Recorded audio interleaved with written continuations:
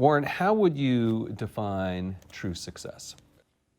Well, I've said many times that if you get to be 65 or 70 and later, and the people that you want to have love you actually do love you, you're a success. I've never seen anybody that reaches that age. I mean, I'm not talking about somebody that's in extreme poverty or pain or something, but I've never seen anybody that, if they have a lot of people that love them, that is other than happy. And I've seen some very, very wealthy people that they give testimonial dinners to and name schools after and everything. And nobody loves them, you know. Their own kids would say, he's in the attic, you know. They never came. What are, say, 3 pieces of advice you would give to people who are looking to succeed in business? Well, by far the best investment you can make is in yourself. I mean, for example, communication skills. I tell the students that come that they're going to graduate schools and business, and they're learning all these complicated formulas and all that. If they just learn to communicate better, and both in writing and in person, they increase their value at least 50%. And, I mean, if you can't communicate, somebody says, you know, it's like winking at a girl in the dark. Nothing happens, you know, basically. And you have to be able to get forth your ideas, and that's relatively easy. I did it myself with the Dale Carnegie course. Some people wish I'd taken a shorter course now in terms of my talking later on, but it's just hugely important. And if you invest in yourself, nobody can take it away from you. I mean, the second thing, which I'll get a certain criticism for not living it, but I do tell those students, you know, that if I gave you a car and it'd be the only car you get in the rest of your life, you'd take care of it like you can't believe. Any scratch, you'd fix that moment. You'd read the owner's manual. You'd keep a garage and do all these things. And you get exactly one mind and one body in this world. And you can't start taking care of it when you're 50. By that time, you'll have rusted out if you haven't done anything. So you should really make sure that you just remember that you just got one mind and body to get through life with and to do the most with it. What about life advice? Well, life advice is, you know, the most important thing,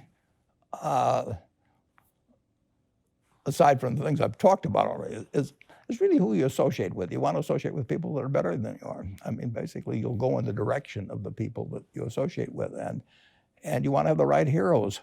You want people, if you want to emulate somebody, you better pick very carefully who you want to emulate. And when obviously you can't pick your parents, they're going to have an enormous influence on you, but you don't get a choice on that. But you get choices as you go down the line, and who you admire, who you want to copy, and the most important for most people in terms of that decision is their spouse. It's also important in terms of a partner in business, but the partner in life is the most important one. You want to pick a spouse that's better than you are, and then he or she, and you hope they don't figure it out too fast. Great. Biggest mistakes people make when investing? Well, they try to, they just don't realize that all you have to do is just buy a cross-section of America and then never listen to people like me or read the papers or do anything subsequently. They think that because you can trade, you should trade. You buy a farm, you buy an apartment house, you can't resell it tomorrow, and you know the cost of moving around. Now you get something handed to you, liquidity, you know, which is instant. You can sell, and the cost of doing it are pennies, you know, compared to other kinds of investment activity. So because they can so easily move around, they do move around, and moving around is not smarter than investing. You have a pretty cool morning routine regarding what you have for breakfast and how prosperous you feel. What is that? Well, I now actually send somebody over to McDonald's usually to get me something. Since the publicity I got from earlier describing my habits at McDonald's, I now have somebody go in the office, but that was more for entertainment value. I eat exactly what I like to eat.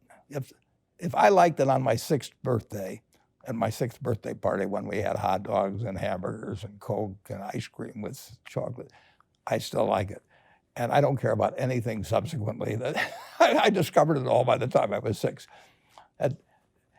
if somebody offered me a deal when I was 20 and said, you're going to live 1 year longer, instead of living to 88, you'll live to 89 or whatever it may be, if you eat nothing but broccoli and Brussels sprouts and onions and all these things, I just said, I'll take the last year off. It probably won't be that good anyway. So I eat what I like to eat. I'm not venturesome in that area. I like how you lumped in onions with broccoli and Brussels sprouts. Never heard that. I just don't happen to like onions, but no, I don't put them in the same category. Okay. You and George H.W. Bush, I think. Is business school worth it? Depends on the person, much more than it depends on the school. I mean, I wouldn't worry. Some people are going to get a lot out of advanced education, and some people are going to get very little. And I don't even think it's important that every person go to college at all. I mean, we have all kinds of jobs at 70 or so thousand a year, or 80,000 a year, that college training is not of use. And I actually was not keen on going to college myself. Yeah, my dad kind of jollied me into it. He could get me to do anything. But if they'd had an SAT test in those days, he would have taken the test for me. but because I